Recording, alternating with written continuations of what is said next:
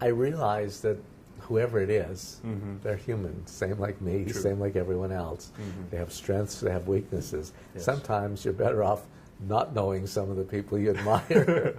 I never really looked at other people. I kind of look at myself or what I do, and I feel fortunate. I like creating things that make other people happy, whether it's Lan Kwai Fong, whether it's Ocean Park. So is that the driving force behind?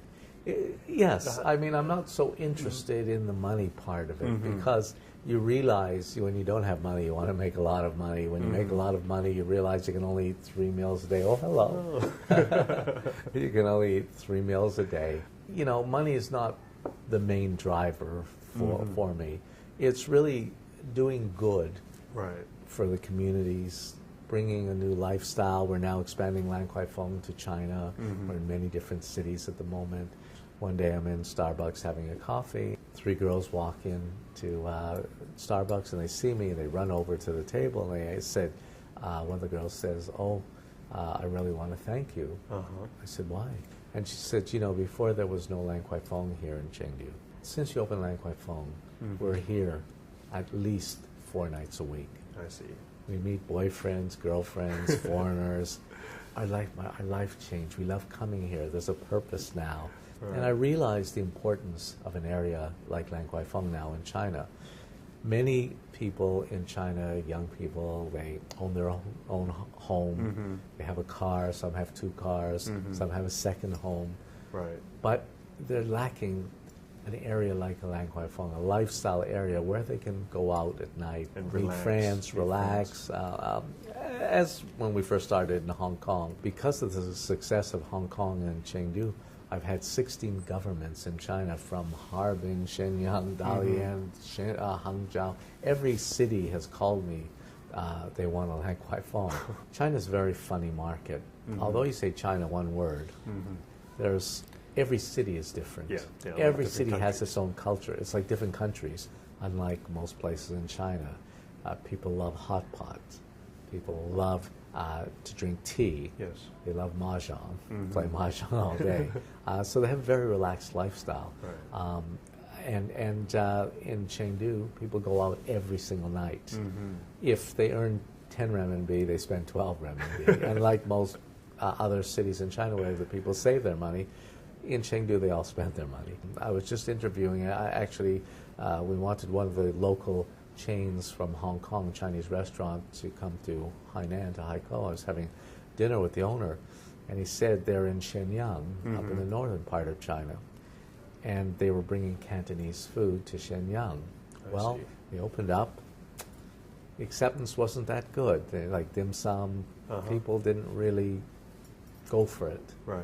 And so he had no choice. He had to re-engineer his menu to gear more towards the Shenyang cuisine, keeping a few Cantonese dishes, but really predominantly Shenyang. Once he did that, the numbers took off. People started to accept it. So you have to really understand, evolve. You must understand, even if it's a magazine, understand who's my reader. So being able to have this fit-in mindset, do you consider yourself as a serial entrepreneur, a businessman, or a good creative CEO, or all of them? You know, I never think of it like that. You know, I mean, first of all, I tell everyone, whatever you're doing, you must love what you do. If you don't love it, you won't be good at it. So I don't look at myself as a businessman. You know, I mean, obviously, you know, I learned in business, there's many different ways. The most important thing is the bottom line, to come out with a profit, not to lose money. I realized a long time ago, simple is best. I love everything I do, and so it's fun to be there. It's fun to be with the people, and by doing that, you can then inspire your staff, inspire your people. You know, I've said this many times. In my world, there's no bad staff. There's bad bosses, bad leaders. Because staff comes to work, most staff every day, they want to know what's expected of me. What does the company expect from me?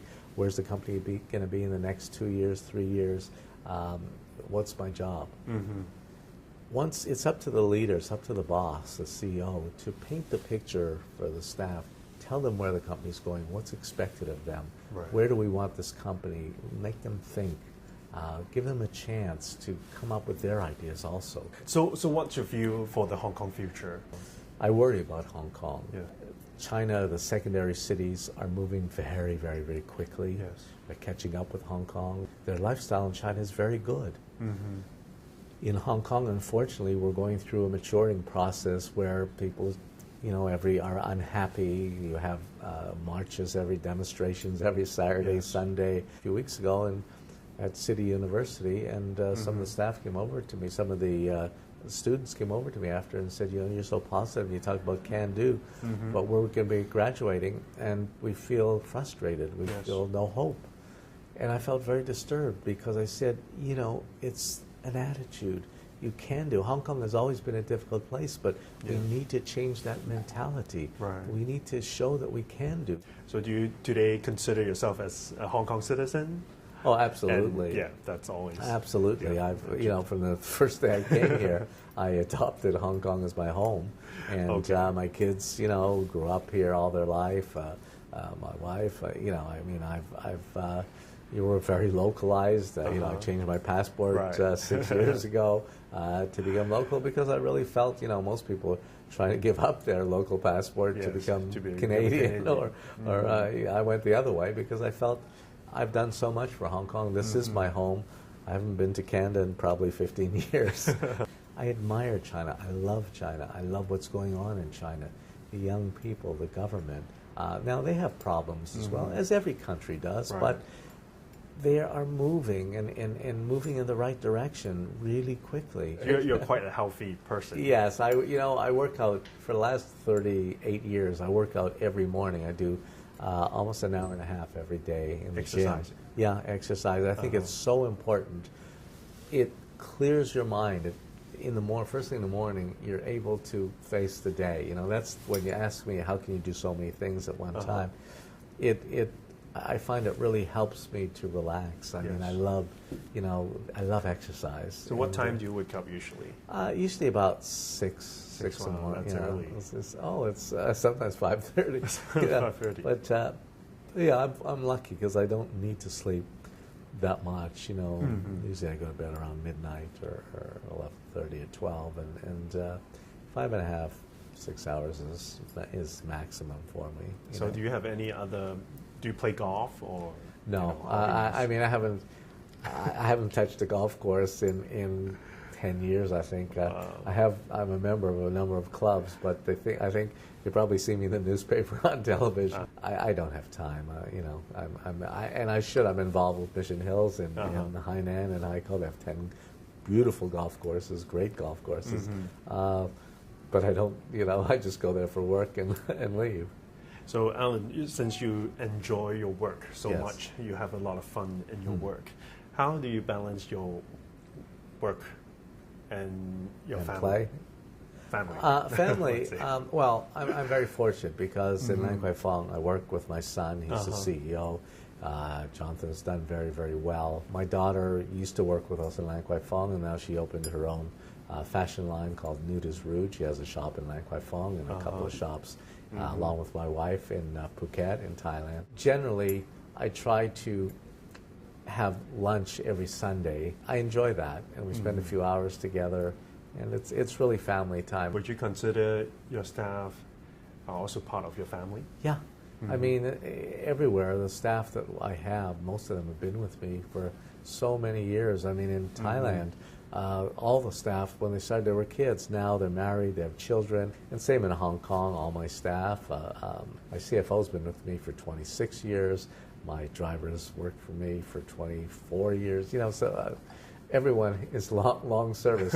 You've created two miracles in the past, which Yes. is the Lan Kwai Fong Yes. and the Ocean Park. We are all very excited to know about your third miracle. What would that be? Can you share with us? Actually, the third miracle really if we can do the Lan Kwai Fong in China, and we do it well, it would be great for Hong Kong because the best advertising, yes, everyone knows it comes from Hong Kong. That would be, if I had to say, that would be my third miracle. That's it. We all look forward to seeing this happen. Thank you very much for Thank your time. you. It's a pleasure. And it's a pleasure meeting you. Good to meet you. Thank you. Good luck. Thank you. Okay. Thanks.